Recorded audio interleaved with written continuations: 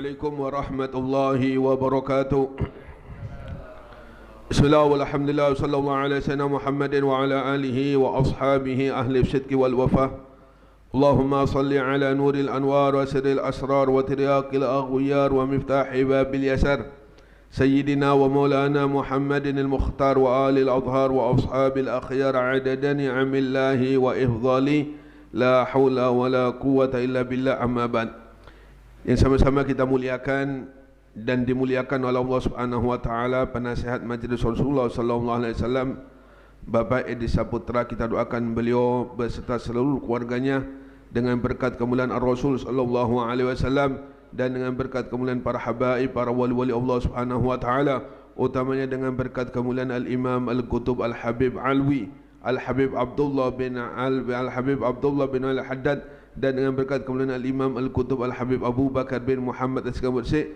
Mudah-mudahan Bapak Edi Saputra beserta seluruh keluarganya diberikan panjang umur oleh Allah Subhanahu wa taala, diberikan kesehatan oleh Allah Subhanahu wa taala, diluaskan rezekinya oleh Allah Subhanahu wa taala, segala urusannya dimudahkan oleh Allah Subhanahu wa taala, segala hajatnya dikabulkan oleh Allah Subhanahu wa taala, segala urusannya dimudahkan Allah Subhanahu wa taala, diselamatkan oleh Allah Subhanahu wa taala dan berbagai fitnah bala fi dunia akhirah, dan dijadikan anak keturunan yang menjadi keturunan saleh-saleh, amin ya rabbal alamin. Yang sama-sama kita muliakan para sesepuh tokoh masyarakat, utamanya kepada Bapak Paman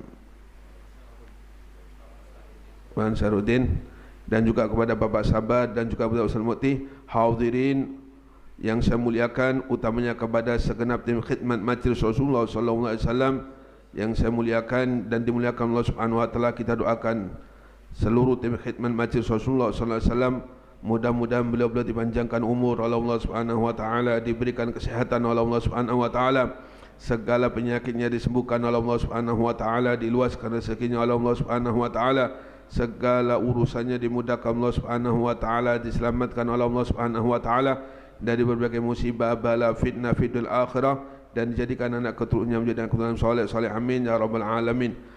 Qala al-muallifu rahimahullah ta'ala wa nafa'ana bihi wa bi'ulumi fid daraini, amin ya rabbal alamin. Bismillahirrahmanirrahim. Wa 'alaika biluzumin nadhafati zahiran wa batinan, fa inna man kamulat nadhafatuhu sara bi ruhihi wa sariratihi malakan wa ruhaniyan, wa in kanat bi jismi wa surati basharan jismaniyan. Wa qad qala Rasulullah sallallahu alaihi wasallam bunya ad-din 'ala an-nadhafa, wa qala 'alaihi wasallam innallaha nadhif yuhibbun nadhafa ila akhiri wa ila akhiri radhiyallahu anhu. Dikatakan seharusnya kita selalu menjaga kebersihan, baik kebersihan zahir maupun kebersihan batin atau hati kita. Dan di antara menjaga kebersihan kita berupa zahir, yaitu melaksanakan seluruh perintah-perintah Nabi Muhammad sallallahu alaihi wasallam, menjaga mata kita dari berbuat maksiat Allah Subhanahu wa taala dan selain-lainnya. Sebagaimana doa Nabi Muhammad sallallahu alaihi wasallam, Nabi Muhammad sering meminta kepada Allah Subhanahu wa taala satu doa untuk kebaikannya anggota zahir dan juga untuk kebaikan anggota batin. Kata Nabi, Allahumma ja'al sarirati khairan min alaniyati waj'al alaniyati sholihan. Kata Nabi Muhammad, ya Allah, jadikanlah anggota batinku lebih baik daripada anggota zahirku, dan jadikanlah anggota zahirku anggota yang soleh, yakni taat kepada Allah Subhanahu wa taala, zahir dan batin sama-sama taat kepada Allah Subhanahu wa taala.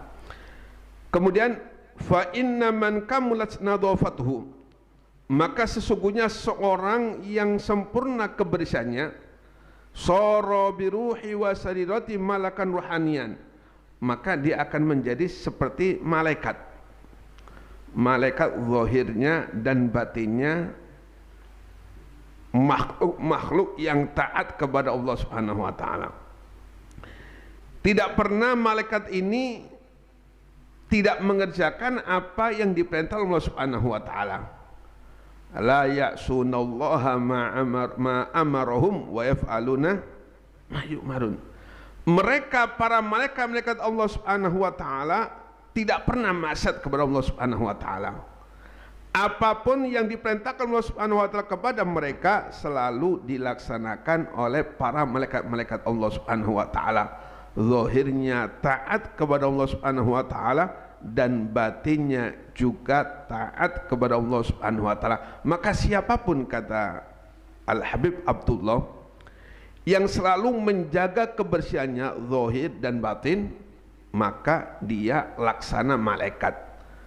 Wa in kana bijismihi wa suratihi basaran jismanian, walaupun hakikatnya jisimnya dan bentuknya itu bentuk malaikat manusia, namun karena selalu terjaga kebersihannya zahir dan batin, maka walaupun bentuknya suronya itu manusia, tapi laksana para malaikat Allah Subhanahu wa taala yang selalu taat kepada Allah Subhanahu wa taala. Wa qad qala Rasulullah sallallahu alaihi wasallam bunyad din 'ala nadhafa.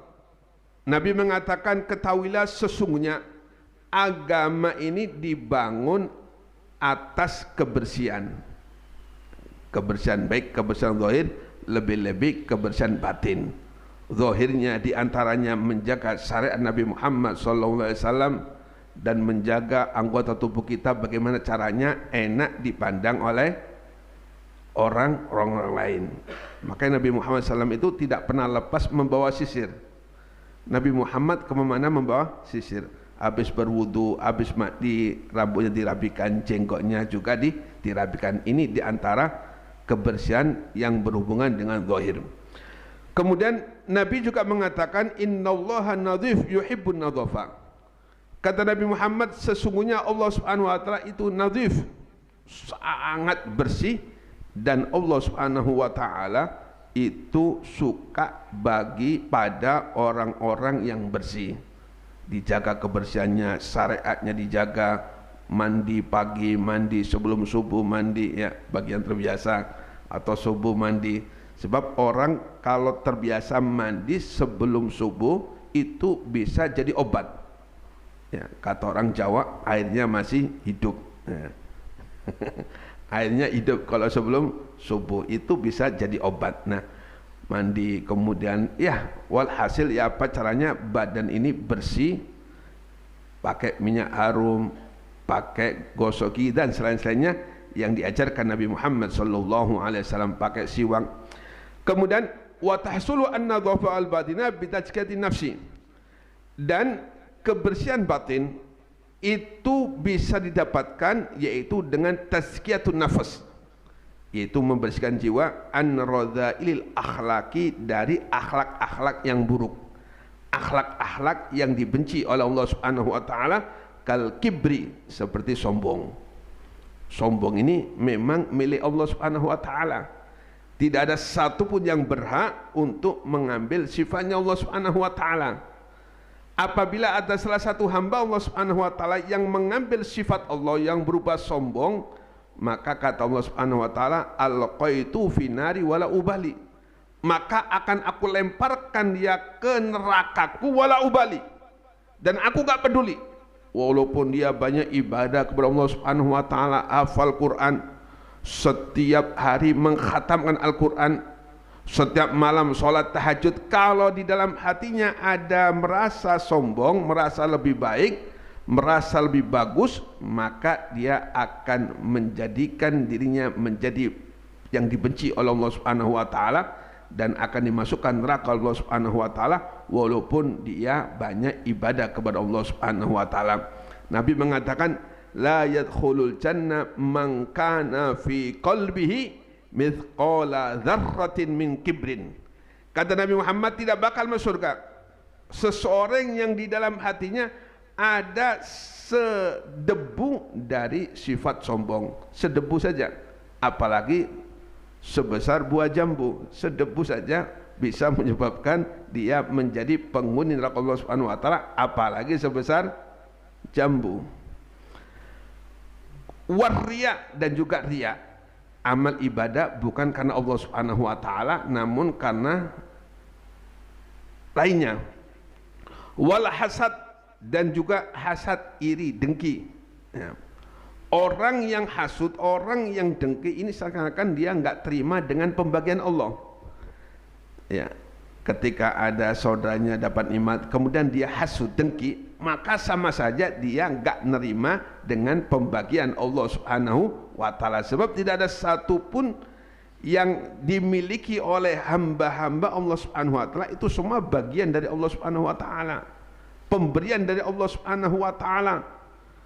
Kemudian wa tahliyatuha bimakarimil akhlak, dan sedangkan setelah membersihkan hati dari akhlak-akhlak yang kurang bagus, akhlak-akhlak yang tercela, kemudian dihiasi dengan akhlak-akhlak yang bagus. Ya, makanya ada takhalli, tahalli, tajalli.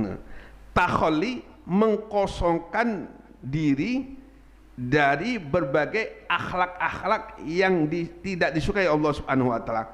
Kemudian tahalli, setelah kosong diisi dengan akhlak-akhlak yang mulia, katawadhu'i, seperti tawadhu atau merasa rendah hati.